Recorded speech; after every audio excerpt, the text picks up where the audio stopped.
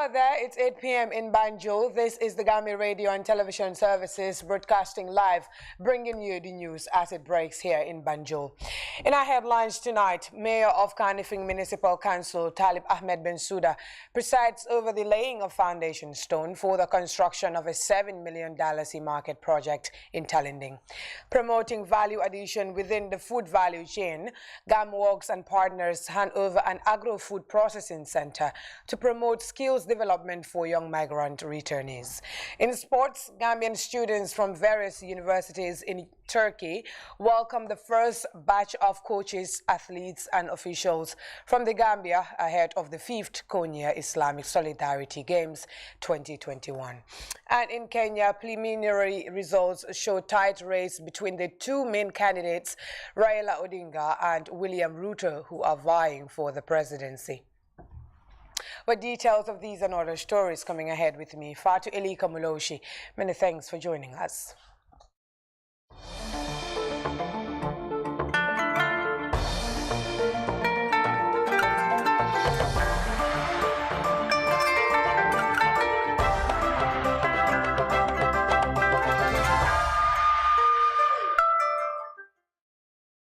Hello, it's great to have you here. We begin with the Mayor of Kanifing Municipal Council, Talib Ahmed Bensouda, who presided over the laying of foundation stone for the construction of the new Yafatunjai market in Talinding North on Tuesday. The $7 million project is expected to transform the current market to a state-of-the-art community market, courtesy of Area Metropolitan of Barcelona, Mbolo Association in collaboration with KMC. Usman Mane witnessed the laying of the foundation stone and prepared this report. For the women of Talinding amidst fanfare as they welcome Talib Ahmed Bensouda at Fatunjai Market in Talinding North. The market is about to see a major transformation from its current state to a modern facility worth $7 million. The Lord Mayor of Kanifing Municipal Council laid the foundation stone of a new market supported by Area Metropolitan of Barcelona and Mbolo Association, which will be the second of such an infrastructure to be constructed in Talinding. Babukar Mansale, the councillor of the beneficiary ward, who is on an APRC ticket, underscored the timeliness of the new market, saying it will meet the demands of the growing population in the area. The young councillor reaffirmed his support to the development agenda of the Lord Mayor, who he said is apolitical in his programs. As far as development is concerned, as long as development, the National Assembly member for the area, Honorable Musa Baji, described KMC as an institution of development. He hailed efforts undertook by the council to address waste management. Market infrastructural development and expansion. Abala program okonole. Bokaniti program in Lord Mayor. Amanke karga ay opportunity is in this program. Konna ke bi. Kondu kondu fe Amanteng. Sustainable livelihoods through improved sanitation and green production is the expected outcome when completed. Implementing partners Mbolo Association is into renewable energy services, and their support will create climate-friendly environment for women vendors. Malan Sambu of Mbolo Association said the partnership between the implementing partners will spur growth for the community of Talinding. We're talking about a sustainable green market. So that means we have to be clean ourselves. Therefore, Mbolo, in the partnership with KMC and AMD project, they are putting 69,000 euros. In his keynote address, Talib Ahmed Bensouda said the development and advancement of the people of his municipality is of utmost priority for sustainable livelihoods, noting that the $7 million worth of market will ease challenges of women in the area. The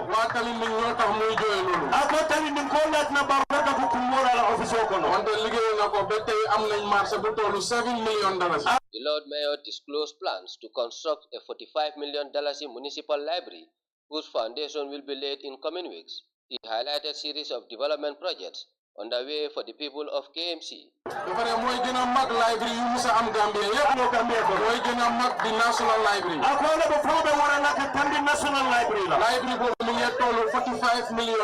The Alcalos representative, Modlamin Baji, and my colleague, Women President, lauded the new development while describing Mayor Bensouda as a development-oriented youth. With these qualities they described, Talib deserved their support. Usman Mane, GRTS. Well, in another development, a new VDC for the community of Nema Wasulin Kunda has been tasked to find an amicable solution to the problems of flooding in the area. As we hear in this report by Ibrahim Abah, the stakeholders meeting was attended by representatives of the KMC, Mayor and Governor of the West Coast region.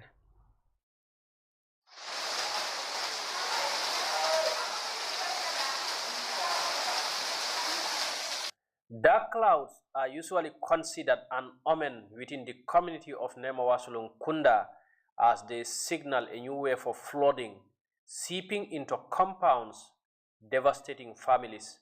However, to address this old phenomenon, residents have tasked themselves to form a new village development committee that will usher in the much needed strategies to address this perennial problem. In a rather somber mood, the village alcalo of Nema Wasulun Kunda, Pa Tumani Jasi, appealed to government for the construction of proper drainage canals, saying this way the community will be connected to the road network within the Greater Banjul area. Nema kungu Wasulun kabri ninjo la kunda na leuto fa aina naki jang fa ta naki lungundu na leuto. Nema Kunku Wasulun border, the flood water have destroyed all. If you don't come here, you will not know. What I can say is for the people and president to help us evacuate those who are under siege.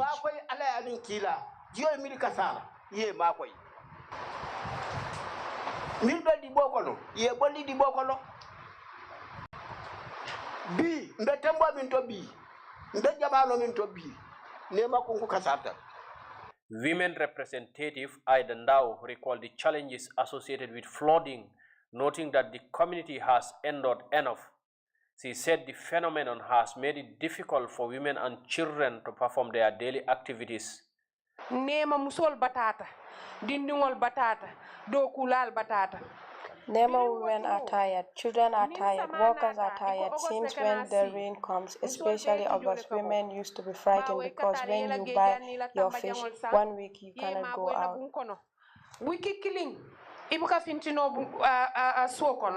The general market manager for the Kanifing Municipal Council, Modunjai, noted that finding a lasting solution remains a priority for the Kanifing Municipal and Brikama area councils. We have seen Nema Wasulun Kunda and Bundung Bantaba are bordered. It is our responsibility, just as when the Vice President came here.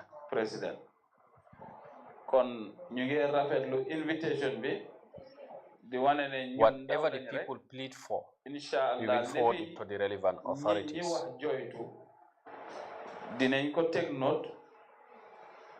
Jel ko yobu ko ci mom ci ñaari fana ben ci council bi ak ben ci mbotay bi nga xamne mom la formé ci ko ndimbal ak di joxe ndimbal. For his part, the Deputy Governor of the West Coast region, Musa Suso, reiterated government's commitment to find a holistic approach that will permanently address overflowing within the metropolis. My coming here, what I have seen, if I also go, be it the governor, area council chairman, we will all discuss. It is hoped that when words are translated into actions, these young people who appear prime and poised will spur the much awaited change that the dwellers of Nema Wasulun Kunda have been yearning for far too long. Ibrahim Abah, GRTS News.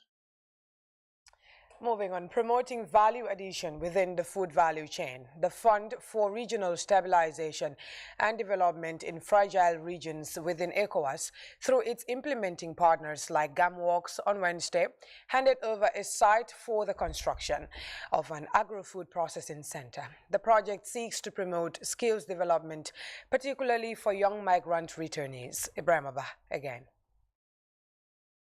The handing over of this site for the construction of an agro-food processing center at the Gambia Tourism and Hospitality Institute in Kanifing is part of the Gambia pilot program implemented by GAMWorks. According to officials, the Gambia is selected to implement the project for the promotion of stability through sustainable development measures, focusing mainly on youth employment and women's empowerment, alongside skills development in fisheries, poultry and horticulture sectors. Speaking at the official handing over ceremony, GAMWorks project manager Khadijatu Fofana said the program will complement government's effort in addressing unemployment in the Gambia. The contract is to a tune of $21.9 million. The facility is about 1,000 square meters, which is going to be housed here in this land right next to the administrative building. The contractor for this construction is Guy Construction, ably represented by Mr. Jane here, who is the project manager. The communications officer of German Development Support Group, which is funding the Regional Stabilization Program, Senabu Drame, gave a brief history of the project, underscoring existing cooperation between ECOWAS and the German government, aimed at resolving the region's economic challenges. This is the pilot project, and it's jointly implemented by GIZ and KfW. KfW is a German development bank, and GIZ is a German international corporation. The project was launched in 2017. It has two windows, the financial cooperation window and the technical cooperation window. The financial cooperation window is handled by, implemented by our partners, GAMWorks, under the Gambia pilot project. They are responsible for the infrastructure, and which is why we are here today. And GIZ is responsible for the capacity building aspect of this project. We're targeting over 3,000 young Gambians between the ages of 16 to 35 years of age. At the end of the construction, the facility is expected to be fully fledged agro-processing center to train young people on food packaging. We are highly delighted to be part of this project in that it adds value to not only our training, but also our service delivery. Officially handing over the site to Guy Construction Company, GAMWorks Director General Omar Gay said their main pride in the scheme is the strong linkages being created between tourism and agriculture. This is a contract between GAMWorks and Guy Construction to the amount of $21.9 million for a construction period of 10 months. It's a food processing infrastructure for educational purposes and a little bit of production. Gay Construction Company representative Abdul Jain assured GAMWorks of their commitment to meet the targeted deadline within the project funds. The Gambia pilot program is the first implementation under a major regional stabilization fund provided by the German government to boost employment and key economic sectors for improved growth across West Africa. Ibrahim Abba, GRTS News. Well, now the government of the Gambia has intensified efforts to improve access to healthcare delivery as health officials embark on a massive digital birth registration of the masses into the health insurance scheme. The aim is to mitigate the challenge faced by Gambians, especially the low-income earners. Omar Jaita, Health Communication Officer at the Ministry of Health, further explained the process. Here is an excerpt. These days we are at Bakote and Kotu-N. And we are registering both the national health insurance card, and we are also changing birth certificate into new ones, and also registering new birth certificate. Basically, that is what the campaign is all about, and the ministry is spearheading it with its partners, that is World Bank and WHO and other supportive partners. Almost every day we are also in the field. We encounter those challenges, we know them. And if we come, we forward these challenges to our supervisors, which usually they have a meeting every day by 6, and where those challenges are discussed, and they look, they see the way forward to solve these challenges for the campaign to run smoothly. From the Kotu end, end, we'll be moving, will be around Sinchu end and Sukuta end, that is Yundum, around Yundum and Lameng.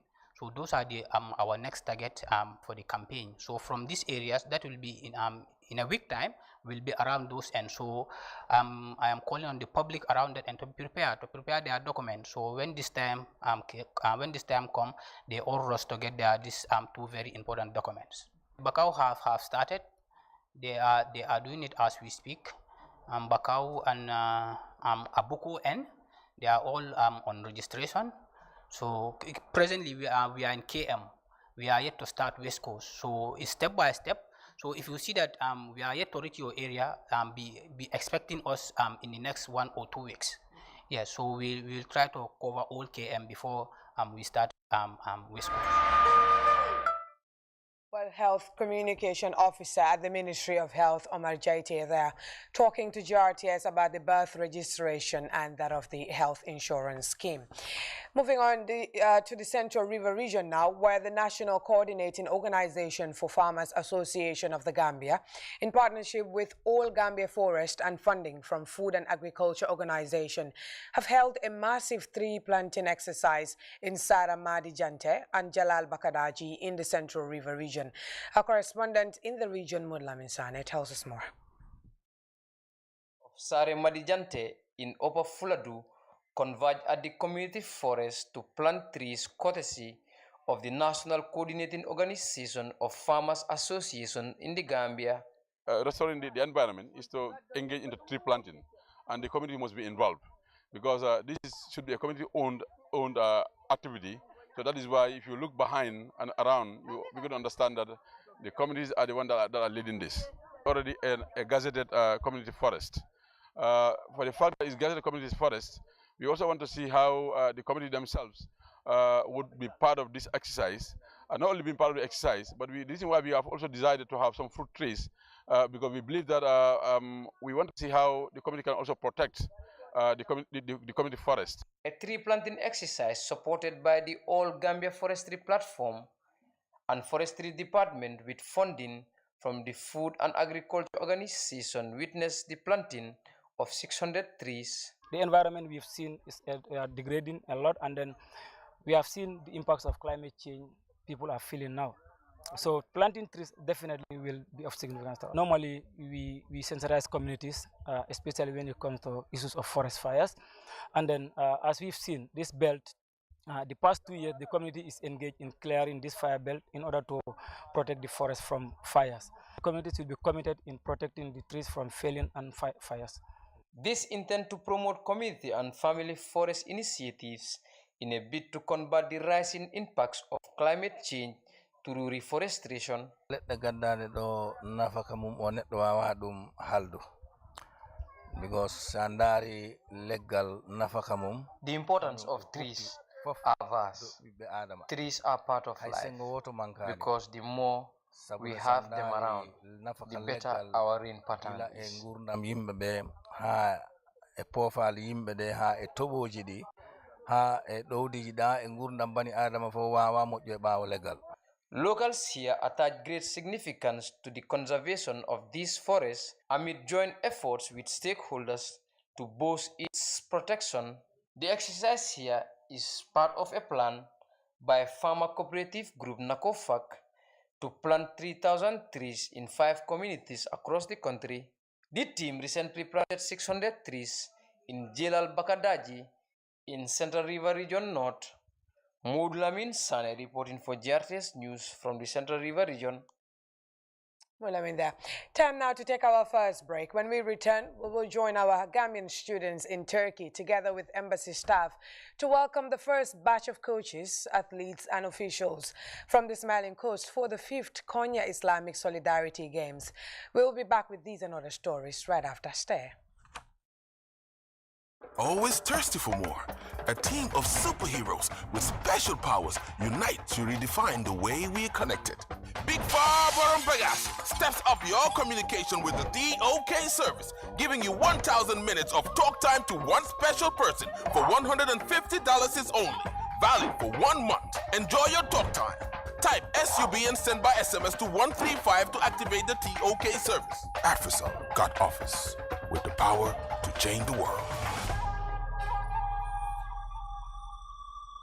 AfriCell is setting trends once again. I'm sure you still love WhatsApp, Facebook, Instagram, Twitter, Snapchat, and Viber. Your favorite GSM operator, AfriCell, knows this. That's why you can now enjoy more at the same price. Activate the social media bundle and be online for 24 hours for $10 is only. Hello! Activate the social media bundle for $10 is only and receive 40 megabytes. Where AfriCell goes, nobody dares to follow. In the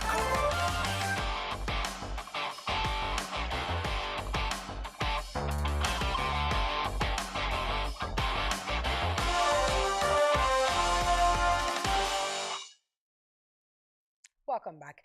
This is GRTS News with me, Fatu Ali Kamaloshi. We'll now head straight to Turkey, where Gambian students from various universities in there joined the embassy in Ankara to welcome the first batch of coaches, athletes and officials from the Gambia for the 5th Konya Islamic Solidarity Games 2021 in Turkey. The Deputy Gambian Ambassador to Ankara, Turkey, Cherno Marina, paid a courtesy call on Honorable Minister of Youth and Sports, Bakari Baji, athletes, coaches and officials from the Gambia present at the 5th Islamic Solidarity Games 2021 in Konya, Turkey. Ifamar Baji reports. This was the scene as soon as some members of the Gambia team for the Konya Islamic Solidarity Games arrived in Turkey. A delegation that comprised of athletes, Paralympics and basketball players among other sports were accorded heroes welcome by members of the Gambia Embassy and the Gambian students in Turkey. The Deputy Gambian Ambassador to Turkey, Cherno Marina, later visited Gambian athletes at their hotels. This includes the Queen of Track, Gina Bass, and judoka Fai Alex Njai, among others. Some members of the Gambia's team have since competed in the track events, with both Gina Bass and Wurin Jado progressing to the semi-finals of the women's 200 meters, while in the male category, Ibrahima Kamara and Ali Jouf, who both finished second, advanced to the semi-finals of the men's 200 meters. From the look of things, this could be a successful competition for Team Gambia. Farmer Abadi, GRTS News. Farmer then Alpha Sumari is sending us some beautiful pictures as well. But still in sports, the legendary Serena Williams, the 23-time Grand Slam singles champion and one of the greatest tennis players, has announced that she will soon retire from playing tennis. Farmer Abaji has the details again. It is almost the end of an era. The world will soon start to miss a player of her caliber. Serena Williams, the 23-time Grand Slam singles champion and one of the greatest tennis players of all time and a sporting icon, is set to retire from playing tennis. First took to the lawns at the age of 17, and since then proved a hard nut to crack for her opponents. The American first lifted her Grand Slam singles title in New York in 1999 in the US Open, and since then, titles became her trademarks. Fast forward to 2022, she became one of the most successful tennis players with a remarkable record in her 27-year career.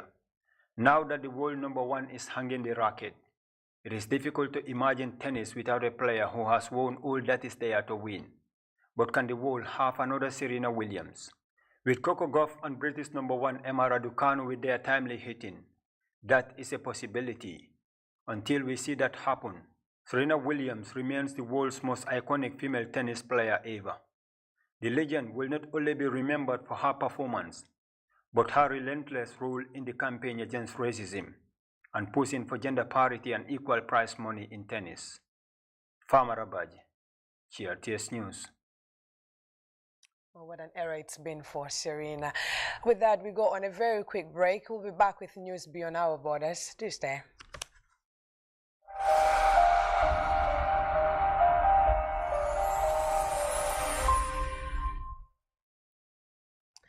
Welcome back. Now, preliminary results from Kenya's presidential election showed a tight race between the two main candidates vying to replace President Uhuru Kenyatta, with citizens praying an announcement of a winner would not unleash violence as in past years. Tuesday's election is an important test for stability in East Africa's biggest economy, where two of the last three elections led to bloodshed and disputes over accusations of rigging.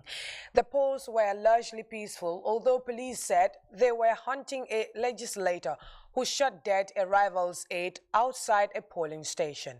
In the northern town of Eldas, where clashes prevented elections on Tuesday, polling stations opened peacefully on Wednesday. Presidential frontrunners, Deputy President William Ruto and veteran opposition leader Raila Odinga are in a close race. Results tabulated by the Kenyan media showed the winning candidate must get 50% plus one vote. Outgoing President Kenyatta, who reached his two-term limit, fell out with Ruto after their re-election in 2017 and has endorsed Odinga. And now Julian Assange has been detained at London's high-security Belmarsh prison, one of the UK's toughest detention centres since 2019. The WikiLeaks founder has long since completed his original 50-week sentence for skipping bail in 2012, but he has remained in custody ever since in extremely harsh conditions, in what is essentially detention pending deportation. If the judges deny her husband the chance to launch another round of appeals, Assange's wife and lawyer Stella fears the worst. Julian's life depends on him winning this, she said in an interview with DW. Freedom for Julian Assange, that's what his supporters are demanding in front of the British Home Office. Stella Assange is among them. Appearing in public to talk about her husband's plight takes a toll on her. In Spain and Italy and but she says she won't stop until he is free. Julian's life depends on him winning this extradition. Julian is clinically depressed. If he is extradited and placed in the type of isolation that the US government says that it reserves the right to place him in, then he will be driven to commit suicide. Stella Assange fell in love with her future husband while working as his lawyer in the Ecuadorian embassy in London. Assange took refuge there in an attempt to avoid extradition to the US. Leaving the embassy would mean being arrested, so for 7 long years he stayed within its walls. In that time, they had 2 sons. Their wedding took place in prison, where the family is allowed to see each other for 1 hour a week. They check inside their mouths, behind their ears, in their hair, under their feet. They have to go through the dogs that sniff them from head to toe, and they understand that this is a place where their father's not allowed to leave. Stella Assange wants her children to get to know their father outside of prison walls. Ultimately, once the domestic remedies have been exhausted in the UK, he can then appeal to the European Court of Human Rights. Her husband is a journalist uncovering war crimes, not a spy. That's what Stella Assange keeps telling the media. The US justice system, however, sees things differently. They accuse him of inciting others to hack into computer networks. It will define the scope of press freedom in Europe. Is it permissible for a foreign power to reach into the European space and limit what the press can publish? Think about if China were to do exactly the same thing and prosecute a journalist in Germany on the same principle because that journalist exposed Chinese crimes. European governments should defend themselves against US interference, she says. The effect is to chill the press, because now what can happen to Julian can happen to others. The fight to free her husband is exhausting, but giving up is out of the question for Stella Assange until her husband is free. Several major explosions took place in an area near a Russian military air base in Moscow, annexed Crimea, local officials confirmed on Tuesday. Kyiv has denied responsibility for the incident. The blasts took place in the town of Novofedorivka, which is also a popular tourist destination. Images and videos shared on social media showed flames of black smoke rising from the site. Emergency crews rushed to the scene. One person was killed, according to the regional leader of Crimea, while the region's top health officials said 5 people, including a child, had been injured. Russia's defense ministry denied reports that there had been an attack, saying the blasts were caused by the detonation of aviation ammunition. The Ministry of Defense has said that it advises the people in occupied Crimea to adhere to smoking regulations, and Russia has said it was an accident. But if you look at the video footage that people have shot from these explosions, then it's very clear that an accidental fire is not very probable. 2 explosions happening at the same time at 2 different locations. That pretty much looks like an attack. Now, who did it and why and how is another question. We have several voices out of the Ukrainian government suggesting that it might have either been a partisan attack or some kind of a rocket or UAV attack. This is very contradictory, and that's probably intended because Ukraine wouldn't want to give Russia a clue about what has been happening and wouldn't want Russia to draw some consequences in further cases, some security regulations, etc. From this. So we are at the moment, we don't really know what has happened, but it's pretty clear that this is a major strike on Russian military infrastructure there. It was a big aerodrome that was used, Ukrainians say, for attacks on the Ukrainian inner territories, and we have also seen these were big explosions, a lot of ammunition, several planes destroyed. So it's definitely a military success for Ukraine, and that's probably also the reason why Russia is not admitting that it has been an attack, because it would make look Russia pretty vulnerable on Crimea, which is one of their main military bases, one of the most militarized places in this region. This is GRTS News with me, Fatu Eli Komoloshi. A quick look at our top stories once again. Mayor of the Kanifing Municipal Council, Talib Ahmed Bensouda, has presided over the laying of foundation stone for the construction of a $7 million market project in Talinding. Promoting value addition within the food value chain, GAMWorks and partners have handed over Agro-Food Processing Center to promote skills development for young migrant returnees. In sports, Gambian students from various universities in Turkey have welcomed the first batch of coaches, athletes and officials from the Gambia ahead of the 5th Konya Islamic Solidarity Games 2021. And in Kenya, preliminary results showed a tight race between the 2 main candidates, Raila Odinga and William Ruto, who are vying for the presidency. Well, that does it for this bulletin, but I'll be back again at 2200 hours for more news. Until then, enjoy the rest of our programs. Bye for now.